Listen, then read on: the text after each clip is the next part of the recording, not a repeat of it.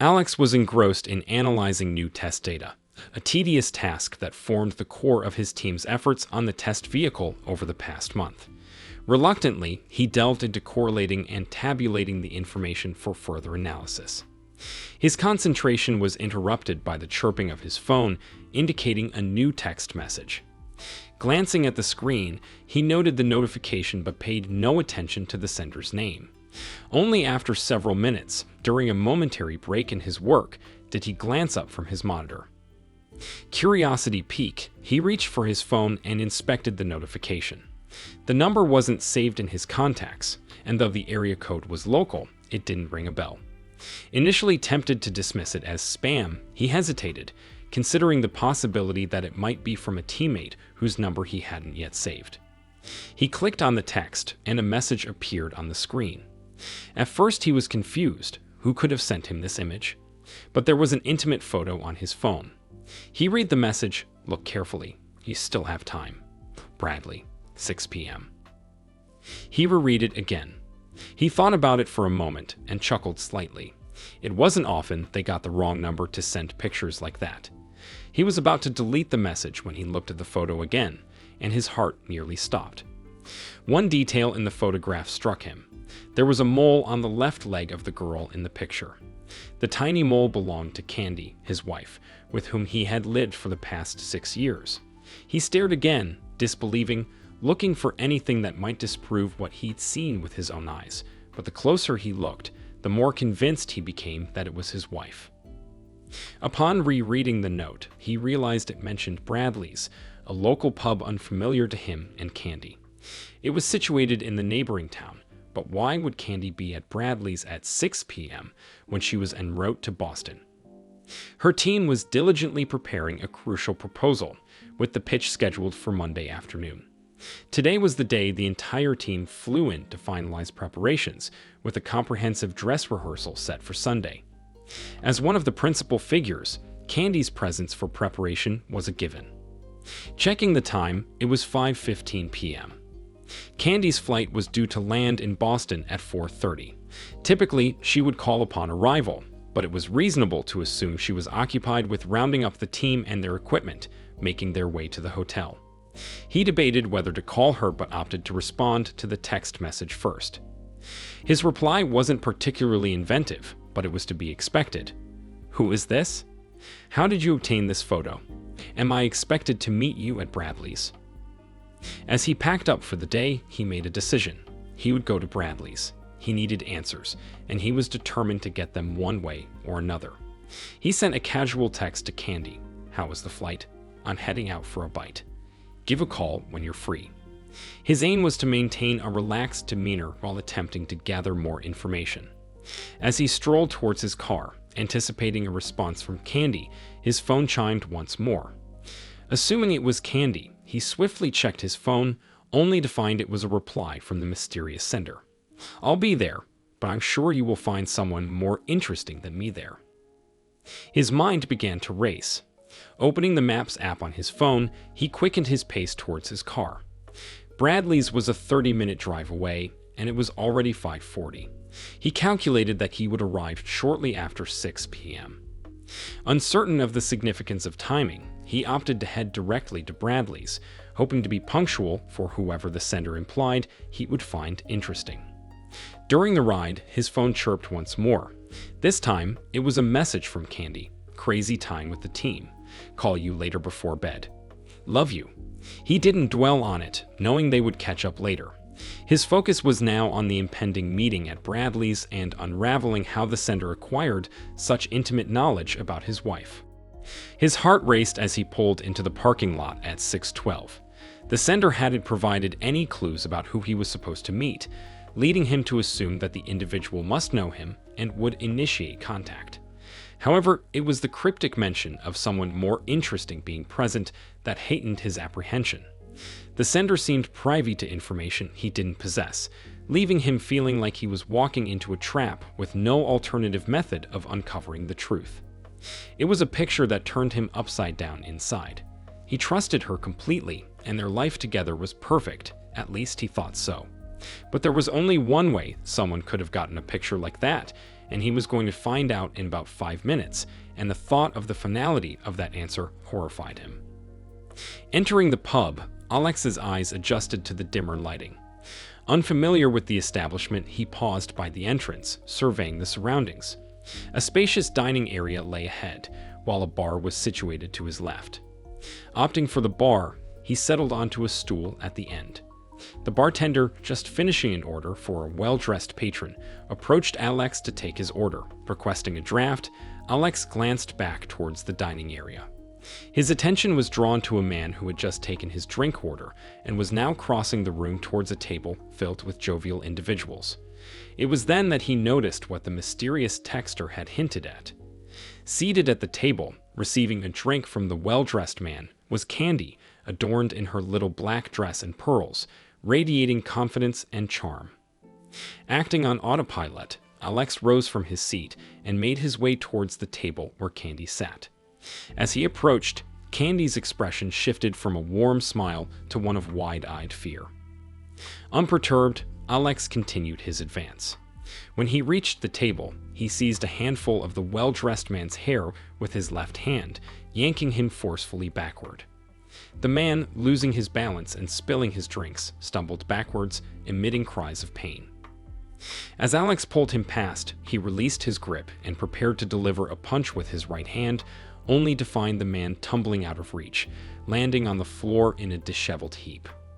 Recognizing him, Alex issued a stern command, "Don't get up, Ben." "I mean it."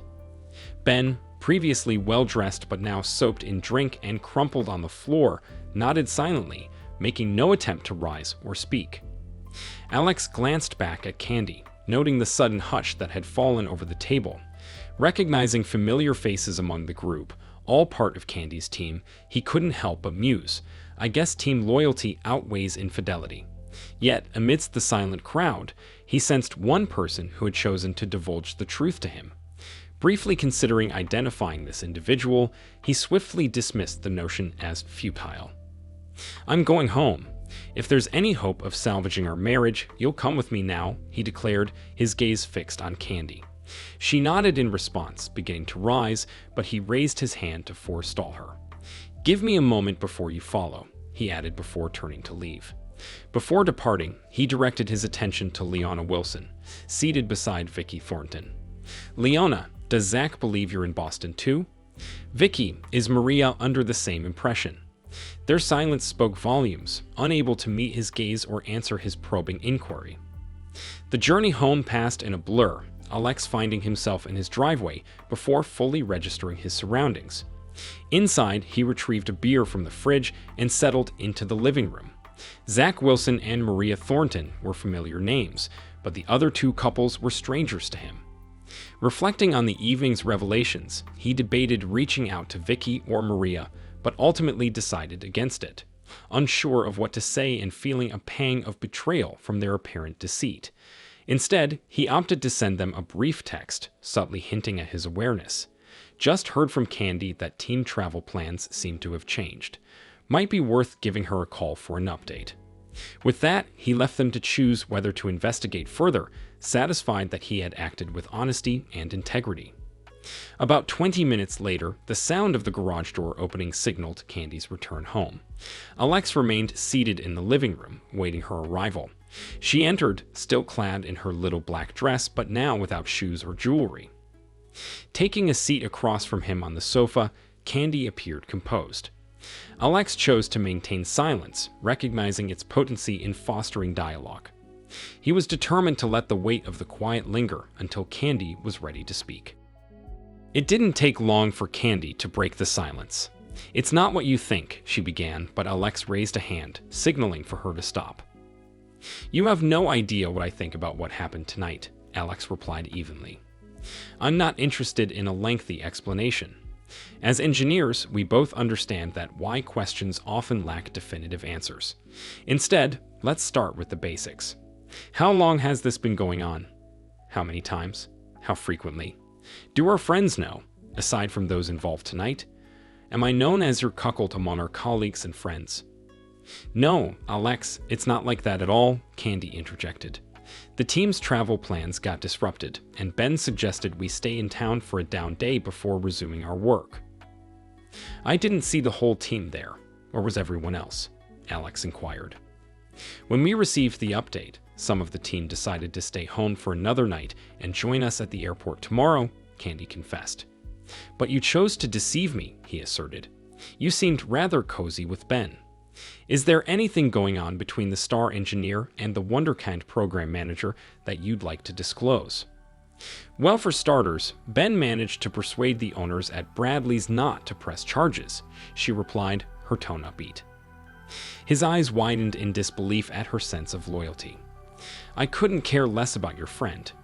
If he hadn't tripped over himself, I might have rearranged his nose. The jury's still out on that, by the way, Alex retorted, a half-smile creeping onto his face.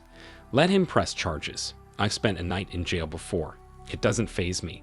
Besides, it might make for interesting testimony, he added, his tone laced with irony. Do you love him? Candy fell silent for a moment, gathering her thoughts. The weight of the silence hung heavy in the air, as Alex's mind raced to fill the void. It was evident that this conversation was far from reaching a resolution. He's not my friend. There's absolutely nothing between us. Yes, I should have informed you about the change in travel plans, but it seemed insignificant whether I was in town or in Boston. You weren't expecting me, and I was still committed to the team.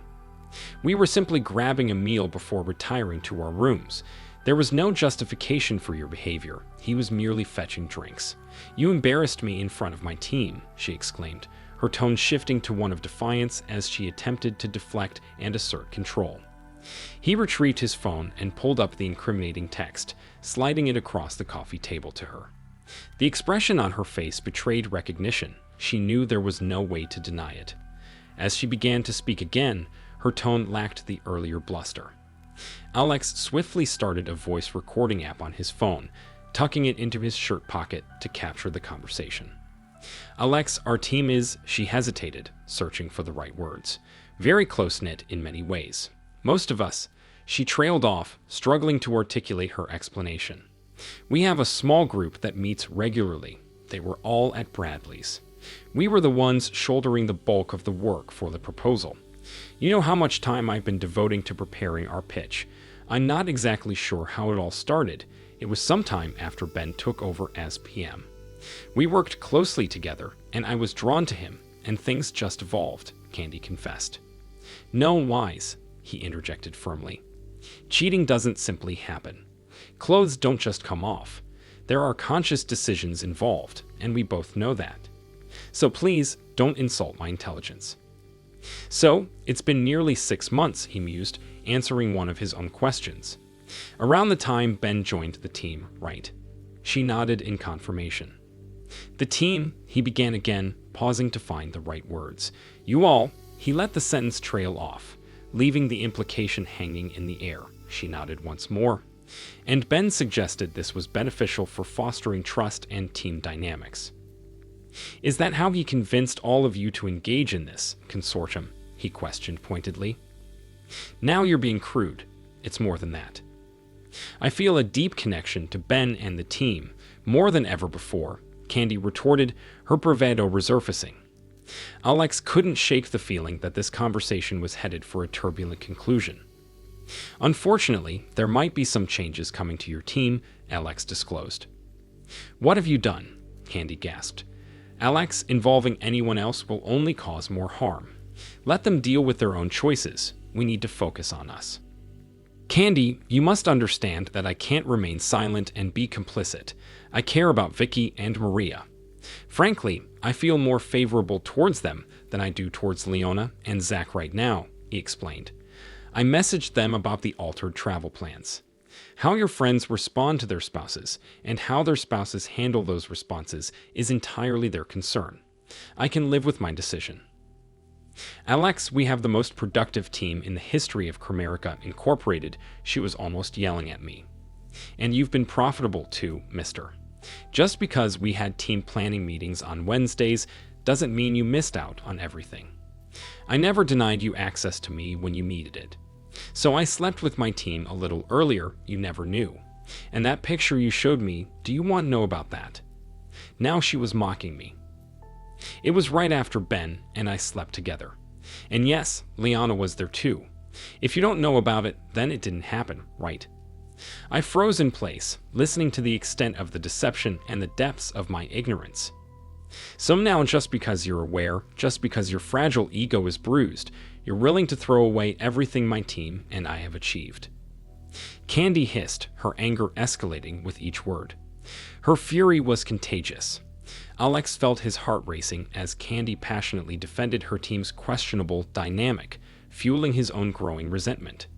For a brief moment during his drive home from Bradley's, he entertained the idea that perhaps he could forgive a one-time transgression with Ben. But that thought had been swiftly extinguished in a bloody demise. He didn't need to hear any more. He didn't want to hear any more. Yet, Candy persisted. No, we won't let you off the hook that easily. You're going to text Vicky and Maria and tell them that you heard from me, and we were stuck in Atlanta but have arrangements for the morning. That's the story Leona and Zach will stick to, and you're going to support it, damn it. She shouted. There's millions at stake in this deal, and your grievances mean nothing. Send the text, and then we can discuss how to proceed. How to proceed? Alex countered, his own voice rising in anger. There's no proceeding from this. You're leaving. Now, you and your twisted team and your ringleader Ben can carry on however you please. We're finished. I'll contact a lawyer this week to get the ball rolling. It's a straightforward 50-50 split. You keep your retirement, and I'll keep mine, Alex declared. But go. You have reservations in town. Use them. Head off to Boston and notch up another victory for you and your team. Alex, please send those texts, Candy implored, her voice softer, more pleading. If we lose Leona or Zach before the presentation, the company stands to lose millions. We could miss out on tens, maybe hundreds of thousands in commissions and bonuses. Just imagine all the places we could travel together with that kind of money. Just you and me. Forget about this and take me back. Please, Alex, don't let some insignificant fling derail our future. Ben says I'm on the fast track to executive status. All I have to do is maintain our level of productivity for a few more years. Don't you want that for me? For us? She pleaded. Candy, just go, Alex managed to utter before he was struck hard in the back, knocking the wind out of him as he collapsed to the floor with a knee pressed into his back. Don't hurt him. Too badly, Candy instructed. So, the jury's still out on breaking my nose, huh? Ben taunted, leaning down to get in Alex's face as he lay pinned on the floor. Candy must have a transmitter, Alex thought bitterly. So, now I know whose team she's playing for. We'll see whose nose gets broken, Ben smirked. Take his phone and send those texts for him. We don't have time for this nonsense. Someone pulled him up from the floor, but it was evident that only one person was responsible. Alex deliberately feigned injury, forcing his captor to exert considerable effort in lifting him. This provided him with crucial information. His assailant was evidently an office type, weak and wheezing as he struggled to hoist Alex to his feet. As Alex regained his breath after being blindsided, he focused on regaining his composure and strategizing his next move. Unlike Ben and his team of polished salespeople, Alex's team operated in the field alongside the 160th Special Operations Aviation Regiment, SOAR, out of Fort Campbell, KY. While his group of engineers might not have matched the elite status of the 160th, they had earned respect by working closely with the crews during test missions. They were invited to participate in physically demanding training sessions under the guidance of seasoned professionals flown in specifically for the purpose.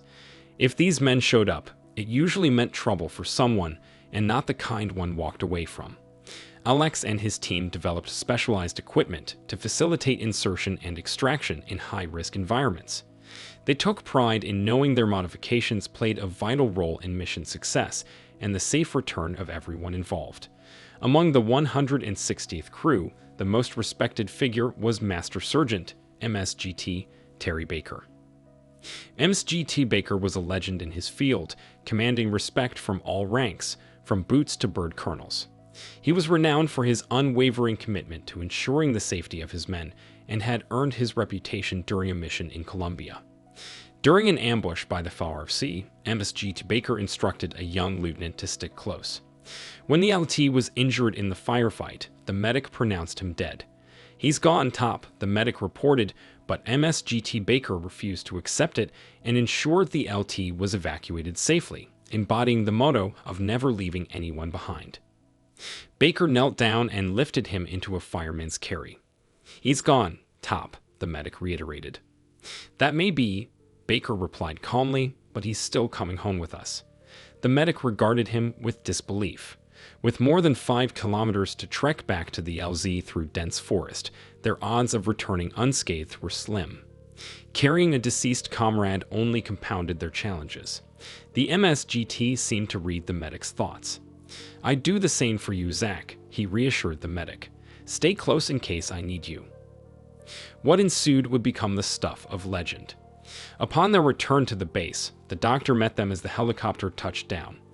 The medic informed the doctor that the lieutenant had succumbed to his injuries. The doctor nodded in understanding and retrieved a pen light from his pocket. The medic watched in astonishment as the supposedly deceased lieutenant's pupils contracted under the harsh beam of the pen light. "Care to revise your diagnosis, doctor?" the doc asked the medic as they hurried the miraculously revived lieutenant into surgery. Baker was one of those timeless individuals, seemingly immune to the passage of time. He spoke sparingly, but his words carried weight, commanding attention from all. He was a relic of a bygone era, in stark contrast to the prevailing ethos of disposability. Handcrafted and irreplaceable, he took a particular interest in Alex and his team. During the downtime between missions, the MSGT expressed his gratitude by imparting basic yet effective hand-to-hand defensive techniques to Alex and his team. He believed it was better to be prepared, just in case. "I understand that the biggest threat you're likely to encounter is a jammed copier or a nasty paper cut, but if you remain in this line of work, you may find yourself traveling to some colorful places," MSG Baker explained to the group. "So, if you happen to encounter one of the locals, you'll have something useful to fall back on. Let's just hope a paper cut is the scariest thing you'll ever face." As Alex regained control of his breathing, he allowed himself to slump back into the grasp of his captor, feigning restraint. He recalled the fighting techniques taught by MSGT Baker. "There may be situations where you feel helpless and all you can do is endure the beating," the MSGT had advised. "But remember, even when you're on the receiving end, you can still fight back. You just need to outsmart your attacker." With this lesson in mind, Alex leaned back into his captor, appearing to passively resist, gradually wearing down the lone man's strength. "Give me the phone, Alex," Ben said, looking him straight in the eye. "Look, now you know I slept with your wife. Alex, me and all the guys on the team have done it probably more times than you. Forget the macho thing, Alex. You're just another wussy nerd. Do as we ask, and maybe you can get Candy back when the team stops using her." Alex remained silent as Ben took pleasure in humiliating him, coercing him to comply with his demands. "Where is it, Alex?" Ben demanded, spotting the outline of the phone in Alex's shirt pocket. "Ah, there it is," he remarked, reaching for it with his right hand. In a swift move, Alex drove his right heel back, connecting with his captor's shin, and then dragging it down until it collided with his Gucci loafer-clad toes. Flexing his arms, Alex broke free from Ben's grip, causing him to yelp in pain and collapse under the weight of his injured leg. Ben's eyes widened in recognition as Alex executed the move taught by the MSGT. With precision, Alex thrust his right arm straight out, rolling his shoulder as he drove his curled fist into the center of Ben's face with maximum force. The sound of breaking bone echoed as blood gushed from Ben's nose, sending him crashing to the floor. Turning to face his assailant, Alex discovered it was Zach lying on the ground, holding his injured leg and whimpering. "I think you broke my foot," Zach complained. Alex responded by stomping down hard on his foot, eliciting a scream of agony. "That should remove all doubt," Alex retorted. Returning his attention to Ben, who was now on the floor, Alex observed him struggling to his knees with both hands covering his injured face. Leaning close, Alex whispered in his ear, "Looks like your nose took the hit, Ben." I'm just not willing to take one for the team, before delivering a final blow to his temple, rendering Ben unconscious. With his adrenaline surging and his breaths ragged, Alex scanned the living room for Candy. Suddenly, he felt a jarring impact to the middle of his back and the base of his neck, sending him down to one knee. Swiftly, he spun to confront the new threat, only to find Candy wielding a cast iron skillet. Her swing missed its mark, delivering only a glancing blow to Alex. Rising to his feet, he roughly wrested the pan from her hand. "Alex, we can still make it work," Candy pleaded. "Think of all the money you'll be throwing away. I'll put an end to all the cheating. I'll stop them, I promise. It'll just be you and me, like old times, Alex." As he rubbed the back of his head with his left hand, Alex looked at Candy, stunned by how quickly she shifted from one demeanor to another. He couldn't help but think of the alien in John Carpenter's The Thing, shape-shifting in response to each new challenge. A wry smile crossed his lips at the comparison. Mistaking his smile for agreement, Candy moved in to embrace Alex. Reacting swiftly, he dropped his left hand from his neck to hold her back. Then, after a moment's consideration, he brought his right hand up and delivered a sharp blow to her nose, not enough to render her unconscious, but sufficient to break bone. Candy cried out in pain and slumped to the floor. "Doesn't it hurt like hell?" Alex inquired, observing Candy's teary eyes, her impaired vision, and the blood staining her face. Eyes all teared up, can't see, can't breathe, blood all over. Works every time. "Why did you hit me?" Candy cried out. "Because I could," he retorted, his phone still recording. Not all of the situation was in his favor, but he believed he had enough to justify his actions. Recalling the advice of the MSGT, Alex surveyed the room. "Make up your mind when you can act and don't move until it's right, but once you do, commit everything and don't stop until there ain't no one moving but you." Apart from Zach whimpering in the corner and Candy struggling to stem the flow of blood from her nose, he was the only one in motion. "You saved another one, Top," he thought. "Doesn't seem like you, lover boy, and Mr. Zach will be in any condition to pitch on Monday. Tough luck missing out on all those millions and big bonuses," Alex remarked. "Oh well, I wonder what Nate's going to say when he finds out." Although he intended to call 911, he hesitated. He knew involving the police would limit his opportunity to question Candy. Moving toward her, he knelt beside her as she pressed a dish towel to her face. "Pinch the bridge of your nose with your thumb and index finger. Like this," he instructed, demonstrating the proper technique. As the adrenaline rush subsided, Alex suddenly felt drained of energy, collapsing heavily into a seat opposite Candy. Where had his wife gone? The woman sitting across from him was not the same person he saw every day. Once again, he wondered how she had managed to deceive him so thoroughly for so long. "Was it worth it?" he asked. Candy looked at him and shook her head. "It could have been," she said. "If you had just gone along, we were so close. After Monday, I would have been on my way to the executive suites. This will set me back. I can fix it, but it will set me back." "So, that's all you had in mind, becoming a VP?" Alex said. "What about us? The cheating, the lying, would that just continue?" "Alex, you're so naive," Candy replied. "Ben knew that. He told me your black and white ethics and Boy Scout views would hold me back if I let them. He said I had to break out of your control and be my own woman if I wanted to be a success." "Did he tell you that before or after he made you a maintenance person on the team?" Alex asked. "As if you knew the half of it," she spat. "Oh, I tried to be the good girl engineer and do all those things that you said would enhance my career. Do you want to know what really works?" Alex remained silent, his phone still recording. "Well, I'll tell you, my loving husband, all those things you told me weren't working. I was busting my butt making sure all my assignments were on time and budget, and all that got me was a few atta girls. It wasn't until Leona took me aside that I learned what a woman really needed to do to get ahead. Believe me, a bed on the way to the top works, and it's much easier and more fun. So, this has been going on even before Ben showed up?" Alex asked. "Oh, for a smart engineer, you can be awfully slow sometimes, Alex," she said. It was at the Christmas party the next year after I joined Cramerica that I served Nate for the first time and never looked back. Wait, you're sleeping with the boss too? Nate Vandelay. Alex asked incredulously. Yes, Alex, Nate, Ben, Zach, anyone on the team that could help me with my career. Even now, you think you have it all figured out. We told Nate where we were going when we headed over here. Right now, he's getting the rest of the team rounded up. They'll be given a cover story about our absence. They'll have to make the pitch without us, but I think the extra effort we put in with their purchasing managers will pay off. Do I really want to hear this? He thought.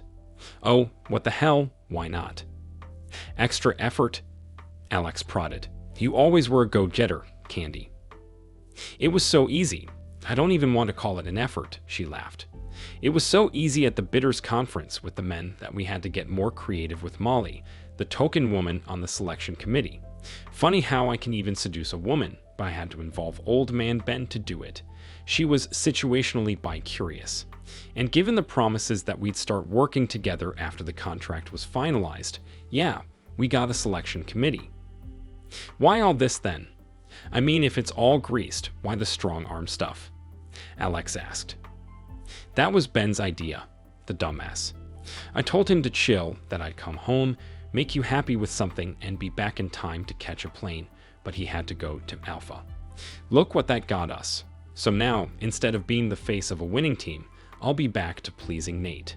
Like I said, fixable, but it will set me back. You wouldn't have bought me so cheap, he said. Maybe not, Candy replied, but I still would have made the flight.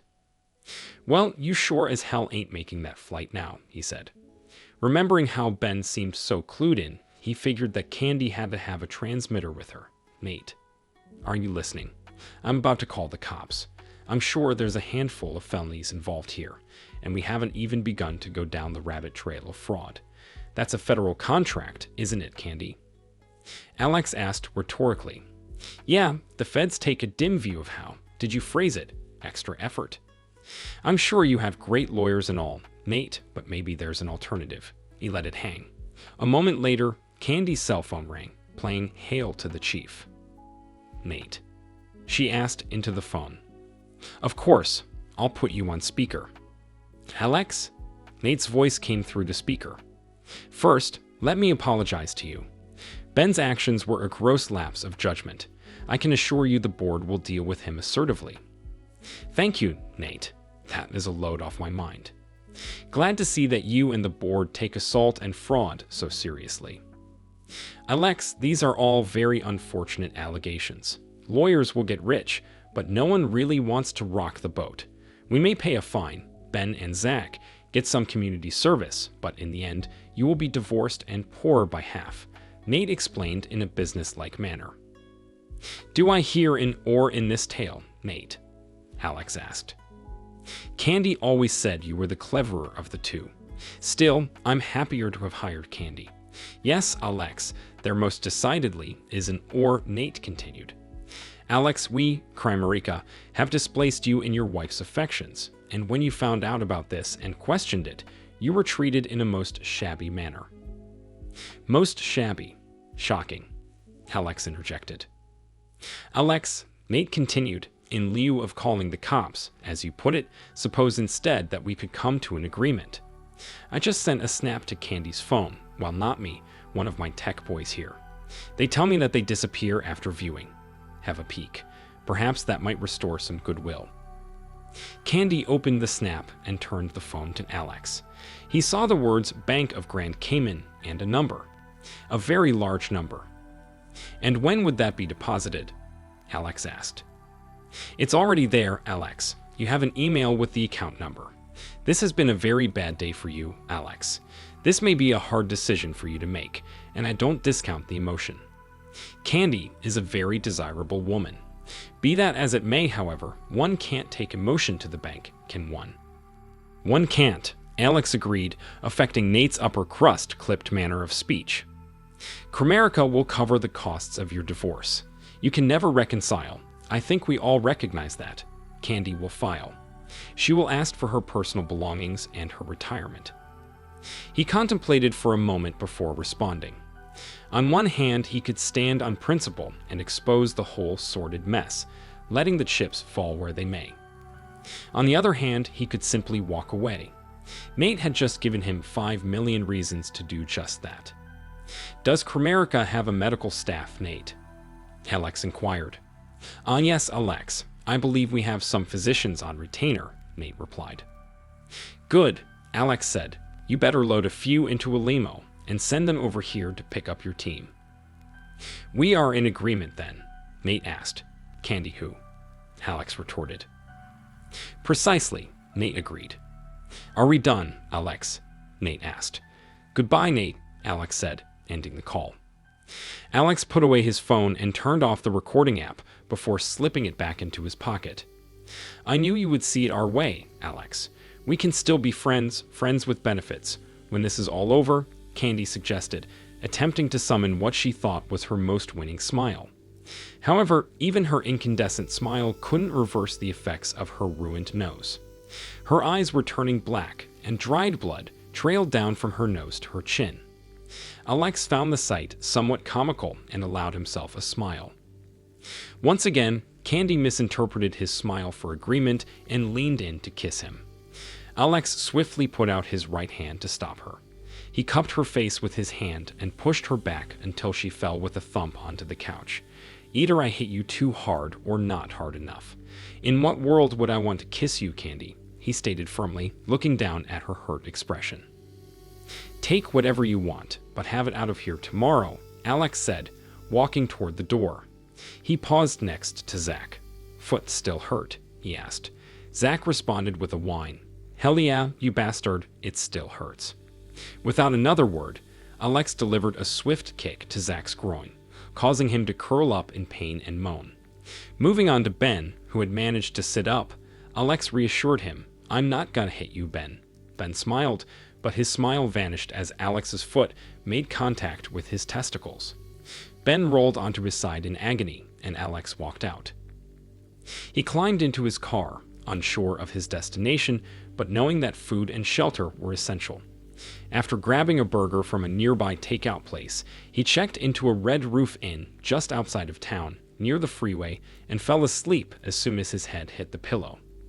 Despite the aches and pains from numerous confrontations, Alex woke early the next morning and dragged his weary body out of bed.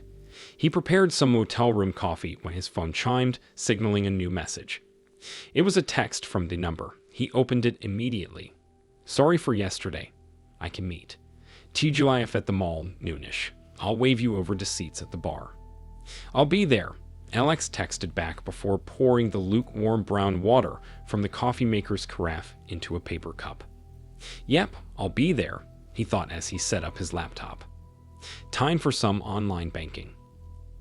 Back in college, long before he had met Candy, Alex had an economics professor who advocated having at least one offshore account for a rainy day fund.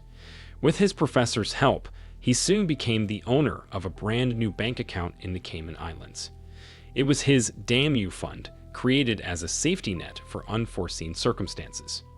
Over the years, he had diligently added to it whenever possible, and now he was proud to have close to $50,000 in his account. Well, his Damn You fund was about to get a major boost. Alex accessed the secure websites of both banks. With his passcode and a series of keystrokes, he transferred the bulk of Comerica's payment into his personal account, leaving $100,000 in the original account. After completing the transactions, he took a shower, changed clothes, and got ready to head out to meet the mystery texter. Entering TGIF just after noon, Alex spotted a man waving him over. The man appeared to be around Alex's age, well-dressed and handsome. Alex approached him cautiously. "I think you sent me a text," he said as he took a seat. "I'm sorry for the way it turned out. I don't know if there was any clean way to tell you," the stranger began. "Why don't you start with who you are and your connection to Candy?" Alex replied, keeping his guard up. "I was on the team," the man began. "I left the army after 8 years. I got wounded in action and had a long recovery and was medically discharged. I joined Comerica about 6 months ago. I was assigned to Ben's team about 3 months ago. I was telling a friend about the job and mentioned that I was working for Candy. When he asked for her full name, we discovered that we had a mutual friend, and he asked me to watch out for Candy as a favor. At first, everything was great. I was welcomed warmly to the team. It didn't take long to find out why, he continued. Candy approached me about 2 months in. She is extremely attractive and, compelling, but when I asked her about her ring, she just smiled and told me you were okay with it. I wasn't and said so. That started the deep freeze. After I turned her down, I got all the shit assignments and nothing but grief from Ben. I called our mutual friend back and told him about Candy approaching me. He told me about you and that he thought that pimping your wife for pay seemed out of character for the man he knew. He thought there was more to it than Candy let on and that you needed to know. Ben sent me the pic when they were trying to get me on board with the team, kind of a prize I could expect if I went along. Let's just say that I don't agree with their methods. I guess I'm a straight arrow. I resigned yesterday and sent you the text. Our friend, Alex asked. Terry Baker. If I hadn't met Terry, he replied, then stopped a moment before he went on. Let's just say he helped me out of a scrape when I was a green LT.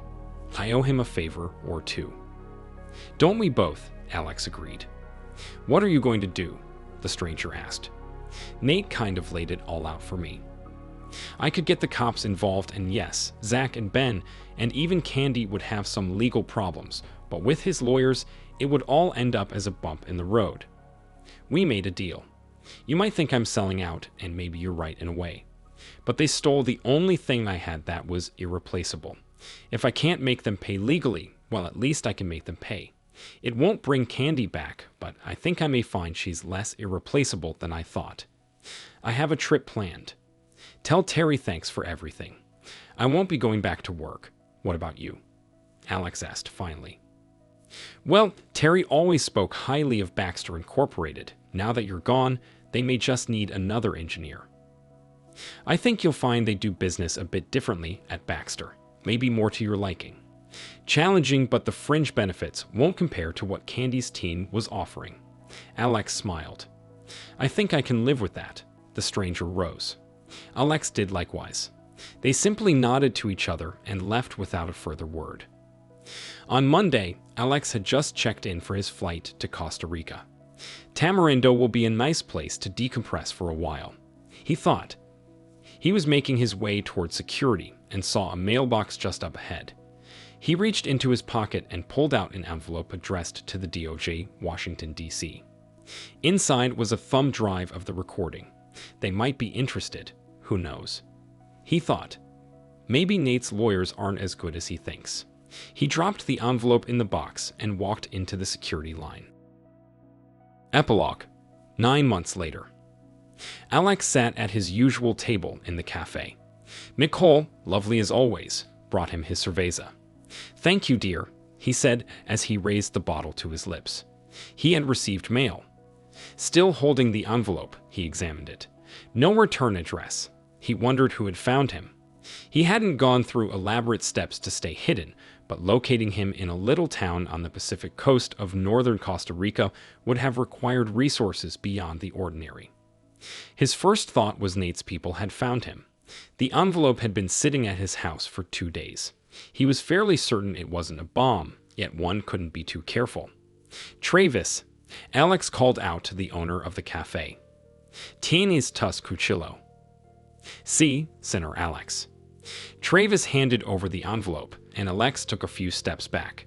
Can never be too careful, he thought as Travis cut open the envelope.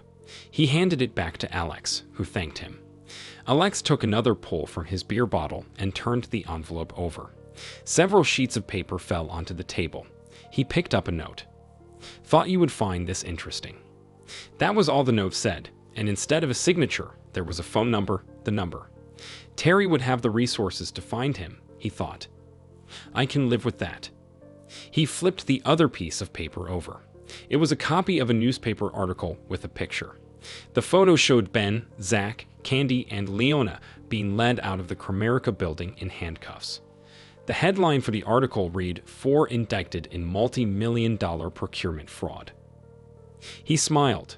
Maybe Nate's lawyers aren't everything he thought they were, he said to himself. a habit he picked up since his Spanish was weak and English wasn't widely spoken. He liked to hear English conversation even if it was just him talking to himself.